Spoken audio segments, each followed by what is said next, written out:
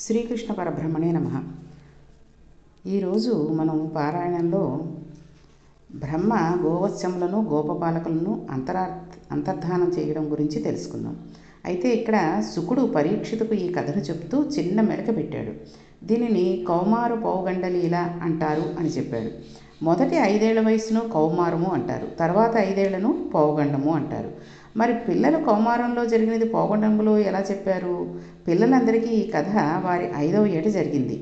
ఈ పిల్లలందరూ ఇంటికి వెళ్ళిపోయేటప్పటికీ ఈ మరణించిన అఘోసురుని శరీరం పూర్తిగా ఎండిపోయి పిల్లలు ఆడుకునే గుహలాగా అయిపోయింది. అంత ఎండిపోయింది, దూర్వాసన కూడా లేదు. ఏడాది పాటు ఈ పిల్లలు ఇంటికి వెళ్ళలేదు. అందుకని ఈ లీలను శుకుడు కౌమార పౌగండలీల అని చెప్పాడు. అప్పుడు పరీక్షితు, ఈ లీల చాలా ఆశ్చర్యంగా ఉంది. కౌమారంలో జరిగిన విషయము పౌగండంలో ఎందుకు చెప్పారు? ఏడాది పాటు పిల్లలు ఇంటికి ఎందుకు వెళ్ళలేదు? నాకు ఈ కథ దయచేసి వివరంగా చెప్పవలసింది అని సుఖమహర్షిని ప్రార్థించాడు. ఆర్తి కలిగిన శిష్యుడు ఉంటే గురువుకి ఉత్సాహంగా ఉంటుంది. అప్పుడు సుఖమహర్షి, నీ ఆనందాన్ని చూస్తే నాకు తప్పకుండా చెప్పాలనిపిస్తోంది, వినవలసింది అని దానికి సంబంధించిన కథను చెప్పడం ప్రారంభించాడు. ఈ పిల్లలను బతికించిన తర్వాత కృష్ణ పరమాత్మ వీరందరినీ తీసుకుని బృందావనం లోపలికి వెళ్ళాడు. బాగా ఎండగా ఉంది. అప్పుడు కృష్ణుడు గోపబాలుడితో అన్నాడు, మీరు ఇప్పటి వరకు ఎండలో తిరిగారు, బాగా ఆకలి వేస్తోంది, దాహం కూడా వేస్తోంది. మనం చల్లులు తెచ్చుకున్నాం కదా, నీడలో కూర్చుని వాటిని తిందాం అన్నాడు. గోపాల బాలురికి తాము ఎందులో తింటున్నాము, ఏమిటి తింటున్నాము అనేది లెక్కలేదు. తామర పువ్వు బాగా విచ్చుకుంటే దాని రెక్కలన్నీ ఒకదాని మీద ఒకటి ఉండి మధ్యలో కర్ణిక ఉంటుంది. కర్ణికకు చుట్టూ రేకులన్నీ విచ్చుకుని ఉంటాయి. అలా కృష్ణుణ్ణి వారందరి మధ్యలో కూర్చుండజేశారు. వీళ్ళందరూ కృష్ణుని చుట్టూ కూర్చున్నారు. వాళ్ళు గోపబాలురు. వారికి శౌచం అంతగా తెలియదు, అంటే శుభ్రం తెలియదు. తల కడిగితే కాళ్ళు కడగరు, కాళ్ళు కడిగితే తల కడగరు. ఒకడు ఒక రాయి తెచ్చుకుని తాను తినే ఆహార పదార్థాన్ని ఆ రాతి మీద పెట్టుకున్నాడు. ఒకడు 4 చిగురుటాకులు కోసుకు తెచ్చుకుని దాని మీద తన ఆహారాన్ని పెట్టుకున్నాడు. ఒకడు కొద్ది గడ్డి కోసి తెచ్చుకుని ఆ గడ్డిని కంచంలా అమర్చి దాని మీద తను తెచ్చుకున్న చద్ది మూటను పెట్టుకున్నాడు. ఒకడు తాను తెచ్చుకున్న చిక్కంను పరుచుకుని ఆ చిక్కం మీద తినేస్తున్నాడు. ఒకడు చెట్లకు అల్లుకున్న పెద్ద పెద్ద తీగలతో ఒక తీగ కోసి దాని మీద పెట్టుకుని తింటున్నాడు. ఒకడు ఒక పెద్ద అడవి పువ్వును కోసి తెచ్చి ఆ పువ్వులో పెట్టుకుని తింటున్నాడు. ఇంకొకడు వాడి ఇంటి నుండి ఆవకాయ, మాగాయ, తొక్కు పచ్చడి లాంటి పదార్థాలన్నీ కూడా ఊరగాయలు తెచ్చుకున్నాడు. చూడండి, ఎడం చెయ్యి భోజనానికి కానీ పూజ చేయడానికి కానీ పనికిరాదు, అది దూష్యం. కానీ వాడు చద్ది ముద్ద ఎడం చేతిలో పెట్టుకున్నాడు. ఊరగాయ అన్నం తింటూ పక్కవాడికి వాని ఊరగాయలను చూపించి ఊరించేవాడు. ఒకడు అలా ఊరగాయల అన్నం తింటున్నాడు. ఒకడు పక్కవాని చద్ది మూట నుండి ఊరగాయని తీసి అవతలవానికి తెలియకుండా గటుక్కుని మింగి పక్కవాడు అడిగితే నోరు తెరిపించి నేనెక్కడ తిన్నాను అనేవాడు. ఒకడు పక్కవాళ్ళ విస్తళ్లకు ఆకులు తెచ్చుకుందామని పక్కకి వెడితే వాళ్ళ చద్ది మూటలలోని కొన్ని ఆహార పదార్థాలను తీసేసుకుని గబగబా 5గురి చద్ది తన నోట్లో కుక్కేసుకునేవాడు. వాళ్ళు వచ్చి అడిగేసరికి నోరు తెరవకుండా నోట్లో పెట్టుకున్న ఆహారాన్ని నమలకుండా మింగి తిని వేసేవాడు. ఒకడు తాను బంతెన గుండ్లు తింటాననేవాడు. వాడు ఒక్కొక్కరి విస్తరి దగ్గరకు వెళ్ళి, బంతెన గుండు రా, దాంట్లోంచి నేను కొంచెం తినాలి అంటూ వాడి విస్తరిలోని ఏదో ఒక పదార్థాన్ని తీసుకుని తినేసేవాడు. బంతెన గుండ్లు అంటే అందరి విస్తరి నుండి కొంచెం కొంచెం తీసుకుని నోట్లో పడేసుకుంటూ ఉండడం. అలా ఒకడు వచ్చి అందరి విస్తరిలోంది తినేస్తున్నాడు. వాడు అసలు తాను తెచ్చుకున్న చిక్కం వెప్పుడు. ఒకడు కృష్ణుని చూపించి ఆ ఆవకాయ ముక్కలు పట్టుకుని కృష్ణుడు ఎలా ఉన్నాడో చూడరా అనేవాడు. పక్కవాడు కృష్ణుడి వంక చూసేసరికి వాడి విస్తరిలోని ఆవకాయ ముక్కను వీడి తినేవాడు. ఒకడు నవ్వుకుంటూ అన్నం తినేవాడు. ఒకడు తాను నవ్వకుండా తన మాటల చేత పక్కవాళ్ళని నవ్విస్తూ ఉండేవాడు. ఒకడు ఆగకుండా అలా ఏదో మాట్లాడుతూ పక్కవాళ్ళతో ముచ్చట్లు ఆడుతుండేవాడు. వీడు మాట్లాడే మాటలను విని అక్కడ ఉన్నవాడు ఇంకొకడు మురిసిపోతూ ఉండేవాడు. ఇన్ని రకాలుగా వీళ్ళందరూ అక్కడ అన్నం తింటున్నారు. కృష్ణుడు వీరందరి మధ్యలో కూర్చున్నాడు. వీళ్ళు కృష్ణుని చూస్తూ తింటున్నారు. వాళ్ళకి అన్నం తినడం చేత కడుపు నిండదు, కృష్ణుని చూస్తూ తినడంలో వారికి కడుపు నిండుతుంది. వీళ్ళకి అదొక గమ్మత్తు. చూడండి, ఇప్పుడు కూడా ఎడం చేత్తో పట్టుకుని కుడి చేత్తో పట్టుకుని ఇంట్లో పెట్టేసుకుని అలాగ తినేస్తున్నారు. ఇంట్లో ఒళ్ళో పెట్టేసుకుని కూడా తినేస్తూ ఉంటారు. వాళ్ళంటే గోపపాలకి ఏమీ తెలియదు కాబట్టి అలా చేశారు. కానీ ఇప్పుడు చక్కగా డైనింగ్ టేబుల్ పెట్టుకున్న టీవీ చూస్తూ ఒళ్ళో అన్నం పెట్టేసుకుని తినేసి చేతులు కడిగేసుకుంటున్నారు. కాబట్టి అది తప్పు. ఎడం చేత్తో కంచం పట్టుకుని కుడి చేత్తో అన్నం తినడం అనేది అసలు చాలా తప్పు. కానీ ఇప్పుడు ఈ బఫేలో అవి వచ్చిన తర్వాత అలాగే తినడం అవుతుంది. వాళ్ళు ఏది పెడితే అది ఎడం చేత్తో తీసుకోవడం. వాడు కూడా వడ్డించే వాళ్ళు కూడా కుడి చెయ్యి ఎడం చెయ్యితోటి 2 చేతులతోటి ఒక దాంతోటి పప్పు ఒక దాంతోటి కూర వడ్డించేస్తూ ఉంటాడు. మనం అలాగే వాడు బూట్లు వేసుకుని వడ్డిస్తూ ఉంటాడు, మనం చెప్పులు వేసుకుని తినేస్తూ ఉంటాం. కాబట్టి ఆ రకంగా తినడం అంత మంచి పద్ధతి కాదు. అందరి మధ్య నిలబడి కృష్ణ పరమాత్మ తన మీద ఉన్న ఉత్తరీయం తీసి నడుముకు కట్టి అందులోకి వేణువును దూపి ఆవులను తోలే కర్ర ఊదే కొమ్మబూరును ఎడమ చంకలో పెట్టుకుని ఎడమ చేతిలో చద్ది అన్నపు ముద్ద పెట్టుకుని గోపాలబాలురు ఎంగిలి చేసి ఇచ్చిన ఊరగాయ ముక్కలను తన వేళ్ల సందులో పెట్టుకుని దానిని నంచుకుంటూ అన్నం తిన్నాడు. కృష్ణుడు తన ఎడమ చేతిలో పెట్టుకున్నది గత రాత్రి వండిన పదార్థం నిలువ ఉన్నది. అయితే నిలువ ఉన్న పదార్థం ఈశ్వర నివేదానికి పనికిరాదు. ఏదైనా సరే ముందు రోజు వండినది. అందుకే నైవేద్యం పెట్టేటప్పుడు సర్వసాధారణంగా స్వీట్ షాపుల్లోంచి స్వీట్లు తీసుకొచ్చి కూడా పెట్టకూడదు. ఒక్క బెల్లానికి మాత్రమే ఈ అర్హత ఉంది. దానికి నిలవదోషం ఉండదు. బెల్లం ముక్కని ఎప్పుడైనా సరే నైవేద్యం పెట్టేయచ్చు. కాబట్టి చాలామంది ఏం చేస్తున్నారంటే ఇళ్లలో చేసుకుంటే పర్వాలేదు, దేవుడి గుళ్ళలోకి అది వెళ్ళేటప్పుడు స్వీట్ షాపుల్లోంచి తెచ్చినవి కాజాలని ఇవన్నీ అవి పెడుతూ ఉంటారు. అవి నిలవదోషం ఉన్నవి, అవి పరమేశ్వరుడికి పెట్టకూడదు. కృష్ణుడు అలా చద్దన్నాన్ని ఎడమ చేతిలో పెట్టుకుని గోపాలబాలులు ఎంగిలి చేసి ఇచ్చిన ఊరగాయ ముక్కలను నంచుకుంటూ తింటున్నాడు.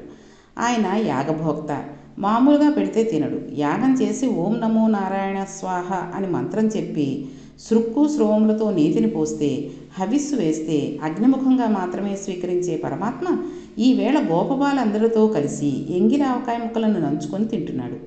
యాగభోక్త అయిన శ్రీకృష్ణ పరమాత్మ ఇలా తింటుంటే అమరులు అన్ని లోకం నుండి వచ్చేశారు. ఏమి ఆశ్చర్యం! యజ్ఞ యాగాది క్రతువులు చేస్తే తప్ప హవిస్సులు స్వీకరించిన పరమాత్మ గోపాలబాలుడితో కలిసి స్నానం చేయకుండా ఇంతమంది మధ్య కూర్చుని తాము ఎంగిలి చేసి పెట్టింది పరమాత్మ తింటున్నాడు. శౌచం లేకుండా ఆకులలో పువ్వులలో చిక్కములలో పెట్టినది ఈవేళ ఈశ్వరుడు తింటున్నాడు.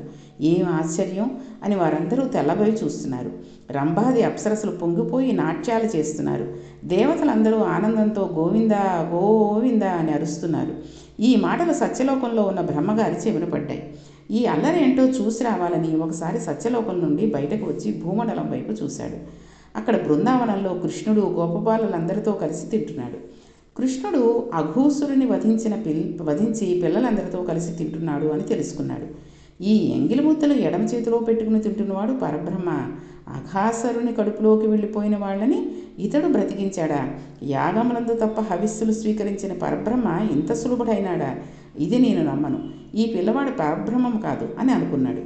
నేను చతుర్ముఖ బ్రహ్మను, ఇంటి పెద్దను, 4 మోములు ఉన్నవాడిని, వేదములు చదివినవాడిని, నా మాయ తప్పించుకోలేడు అని వెంటనే ఒక మాయ చేశాడు. అక్కడే నీరు తాగి పచ్చిక తింటున్న ఆవులని దూడలని ఎద్దులని కొంచెం దూరంగా తీసుకువెళ్ళి మాయం చేసేసి వాటన్నిటినీ ఒక కొండ గుహలో పెట్టేశాడు.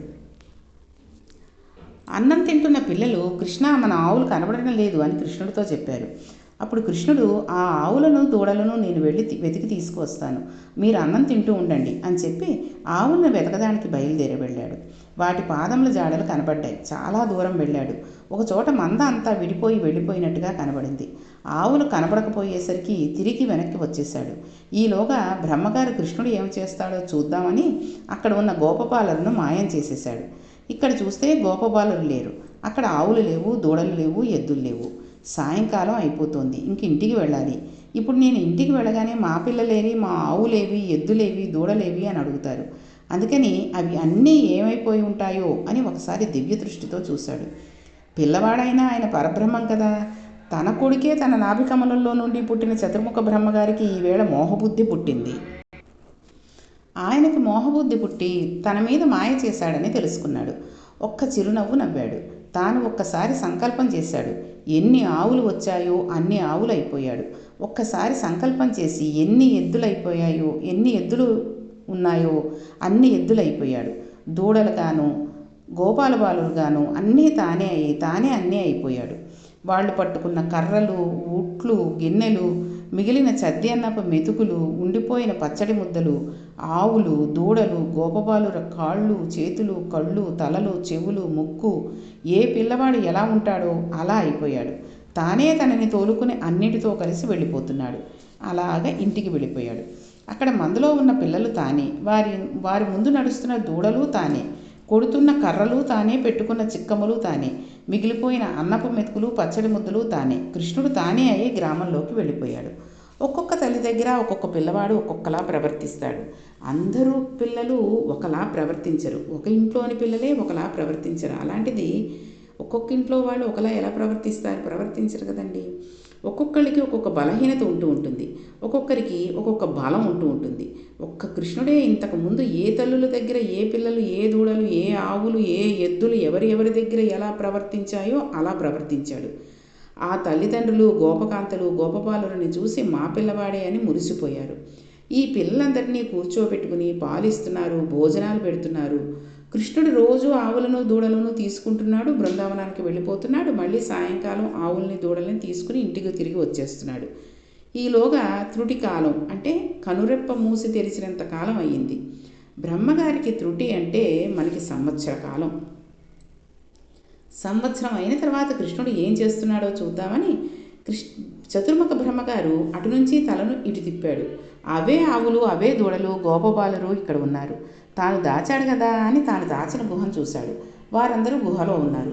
ఇప్పుడు మాయా చేద్దామనుకున్నవాడు మాయలో పడ్డాడు. ఆయనకు ఒక అనుమానం వచ్చింది. చతుర్ముఖ బ్రహ్మనైన నేను ప్రాణాలన్నింటినీ సృష్టిస్తాను. నేను సృష్టించిన ఆవులు, నేను సృష్టించిన దూడలు, గోపబాలురు ఇక్కడే ఉన్నారు. మళ్ళీ ఇవే ఆవులు, ఇవే దూడలు, ఈ గోపబాలురు అక్కడ ఉన్నారు. అయితే నేను కాకుండా మరొక బ్రహ్మ ఎవరైనా ఉన్నారా అని అనుమానం వచ్చింది. వెనక్కి తిరిగి తన సింహాసనం చూసుకున్నాడు. అది ఖాళీగానే ఉంది. దానిలో మరొకరు ఎవరూ లేరు. కాబట్టి తానే సృష్టికర్తగా ఉన్నాడు. మరి అక్కడ కనపడుతున్న వారెవరా అని ఆలోచించాడు. అప్పుడు బ్రహ్మగారికి గుర్తు వచ్చింది. నన్ను కూడా సృష్టించిన వాడెవడో అతడు పరబ్రహ్మ. ఎవరి జ్ఞాపకంలో నుండి నేను పుట్టానో వాడు ఇప్పుడు చిన్ని కృష్ణుడుగా ఉన్నాడు. వాని మాయ ముందు నా మాయ తుత్తునిలేమైపోయింది. నేను దీనిని తెలుసుకోలేకపోయాను అని అనుకున్నాడు.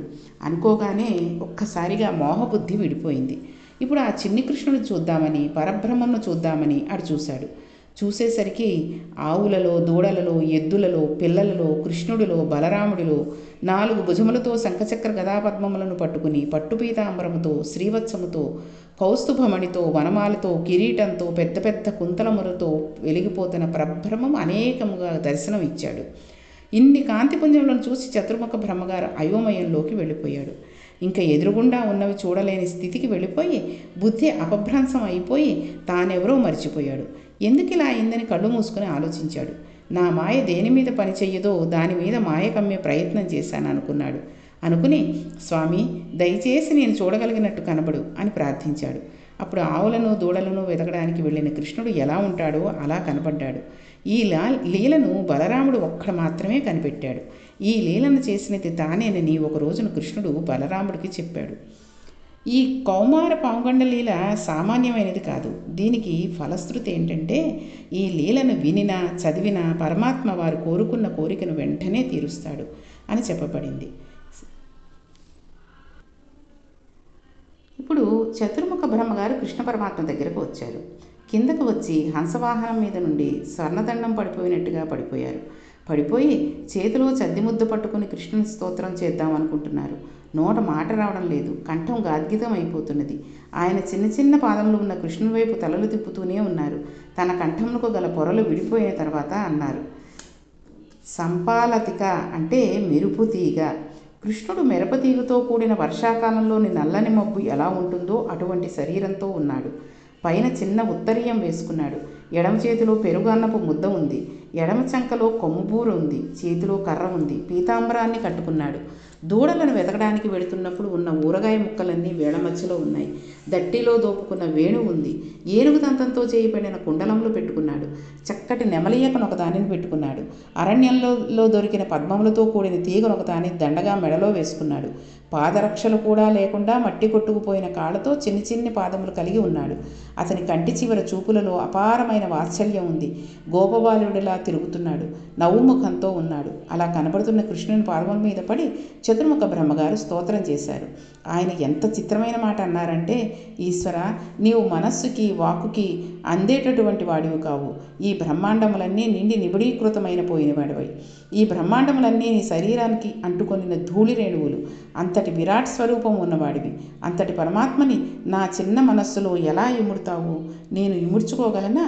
నిన్ను గురించి స్తోత్రం చేయగలనా? స్వామి, పుట్టి బుద్ధిరిగి నా జీవితంలో సగం కాలం అయిపోయింది. ఇప్పటి వరకు నేను సృష్టి చేయడమే కానీ ఇంకొకరు సృష్టి చేయడం చూడలేదు. అందుకని నేనే సృష్టి చేసేవాడనని మోహానికి గురైపోయాను. ఇంత చిన్నపిల్లవాడిగా ఉన్న నిన్ను చూసి నీవు పరబ్రహ్మమేమిటని అనుకున్నాను. ఆవులను దూడలను దాచేశాను. పుట్టి బుద్ధిరిగి ఇంత వయసు అయిపోయిన తర్వాత ఇన్నాళ్లకు నాకు బుద్ధి వచ్చింది. నేను చేసిన సృష్టికి ప్రతి సృష్టి చేయడాన్ని ఈవేళ నా కళ్ళతో చూశాను. నేను దాచిన ఆవులు దూడలు అక్కడ ఉన్నాయి. నీవు చేసిన ఆవులు దూడలు ఇక్కడ ఉన్నాయి. ఇంత పెద్దవాడివైన నేను తెల్లబోయేలా ఇంత చిన్నవాడివైన నీవు సృష్టి చేశావు. ఇంత చిన్నపిల్లవానిలా కనబడుతున్న నీ నాభికమల నుంచి నేను పుట్టాను. నేను తాతలా కనబడుతున్నాను. నీవు మనవడిలా కనబడుతున్నావు. కానీ నీవు తండ్రివి, నేను బిడ్డను. ఈ భిన్నత్వంలో ఈశ్వరతత్వం ఉన్నది. ఇలా చూడగలగడం నాకే చెల్లిది. ఈవేళ నేను నీ బిడ్డడనే నీ పాదముల దగ్గర కూర్చున్నాను. నేను వేదములు చదువుకున్న వానిలా 4 ముఖములతో ఉన్నాను. వెన్నముద్ద చేతితో పట్టుకుని చేతకాని వాడిలా నీవు ఇలా ఉన్నావు. చాలా చదువుకున్న వాడిలా హంసవాహనం మీద నేను వచ్చాను. కాళ్ళకి చెప్పులు లేకుండా నీవు తిరుగుతున్నావు. ఎన్నో తెలిసి ఉన్నవాడినని నేను అనుకుంటున్నాను. ఇన్ని తెలిసి ఉన్నవాడివి మోహపెట్టడం నీవై కూర్చున్నావు. తండ్రి, ఏం ఆశ్చర్యం! నన్ను మాయ చేయగలవాడు ఉండగలడని ఇప్పుడు నేను తెలుసుకున్నాను. ఇది నా జీవితంలో గొప్ప ఆశ్చర్యకరమైన ఘట్టం. నేను పొంగిపోతున్నాను అన్నాడు. ఈ రకంగా అన్న తర్వాత ఇంకా కృష్ణ పరమాత్మని బ్రహ్మగారు అనేక రకాల స్తోత్రించారు. ఆ స్తుతులు ఏమిటి, ఏ రకంగా స్తోత్రం చేశారు అనే విషయాలని రేపటి పారాయణంలో తెలుసుకుందాం. శ్రీకృష్ణ పరబ్రహ్మణే నమః.